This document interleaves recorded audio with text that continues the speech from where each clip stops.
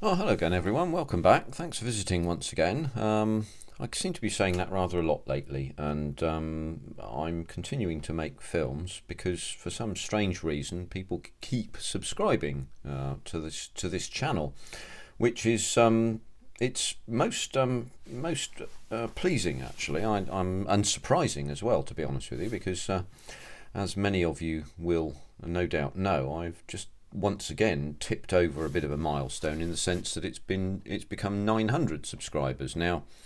It's not 9,000 or 9 million, I know, so I'm not a terribly important film star on YouTube or anything like that. Neither do I want to be, but what I do here is really streams of consciousness in some sense or another, but just a little channel making plastic models for my enjoyment, and it would appear for the enjoyment of others. And I'm very grateful to you all for telling me so in your sub, and also in the comments as well, because I seem to have gathered a group of people who consistently comment on what I have to say on these little video excursions that I make, who give me advice and who tell me of their own successes and sometimes their failures as well, and bless them all for doing so.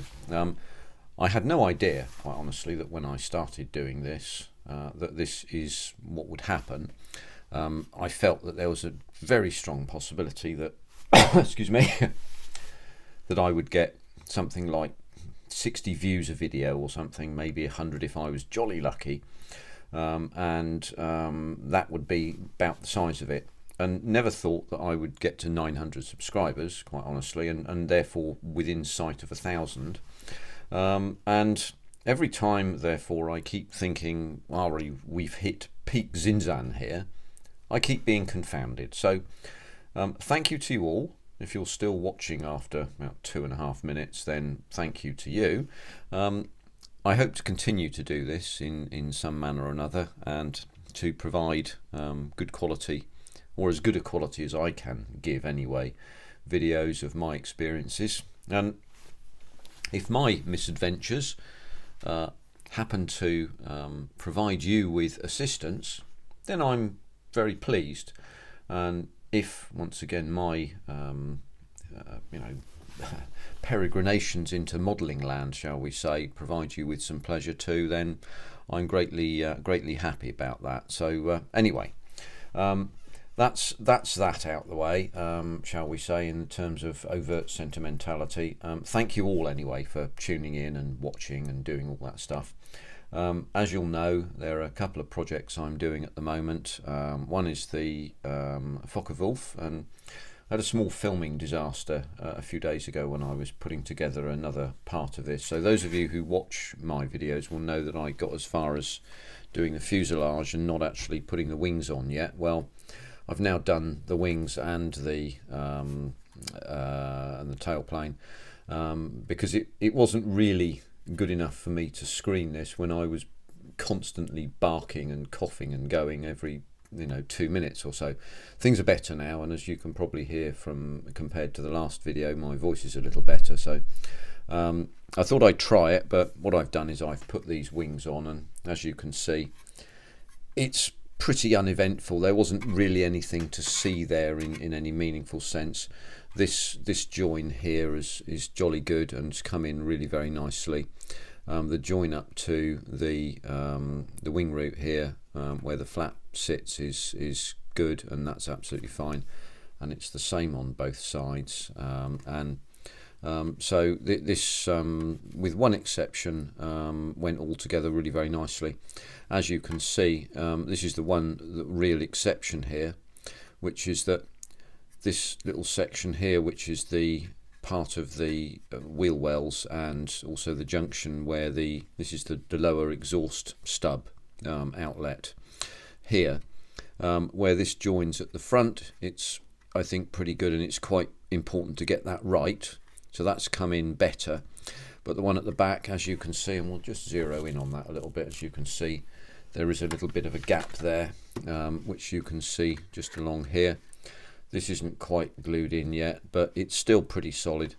and I'll glue that in with a bit of extra thin at some stage, probably quick setting, so I can make that sit down nicely there.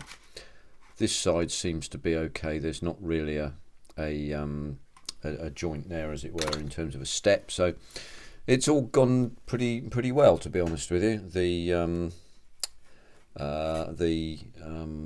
tail planes are all pretty level, and I've put a slight lower deflection on the elevators there. Let's zero out, that's probably easier. Go to 0.5 mag, and of course that elevator deflection matches the control column inside there. Don't know if you can see that. Yes, you can just about see that. So what you can see there is the control column. Let's see if we can just point in there, just there.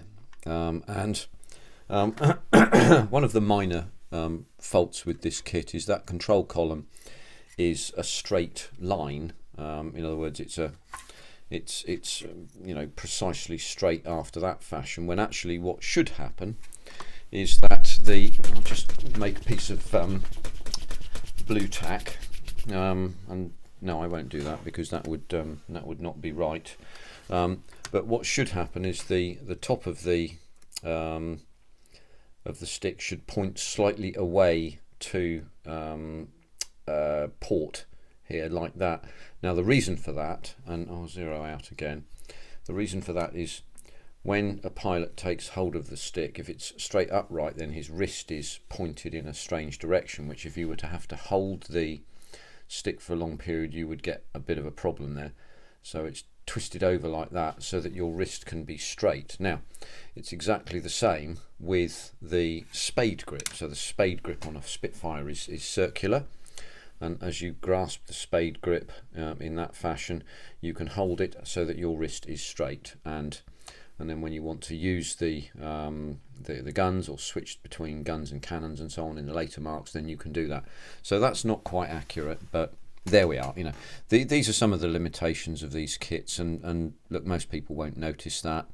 They're looking at certain other details, and that's absolutely fine. So that's one of the little projects that I'm engaged in. So let's go and put that away somewhere, just a little safe and out of the way, and we'll fold that up. And many of you will probably know the other one, which is the Voyager deep space probe, and I shall do a piece on this in not too long a time, and we're excuse me again, we're up to this stage with the main bus. So there are some things to put in, and what I've done is the first piece of photo etch here, which I've dropped in. See if we can make that. It's not focusing for some strange reason. I don't quite know why. Let's see if we can. Oh no, there we go. Look, sort of nearly. Let's do. There we go. I have to move that out nearly there. So as you can see, I've put that first piece of gubbins on there.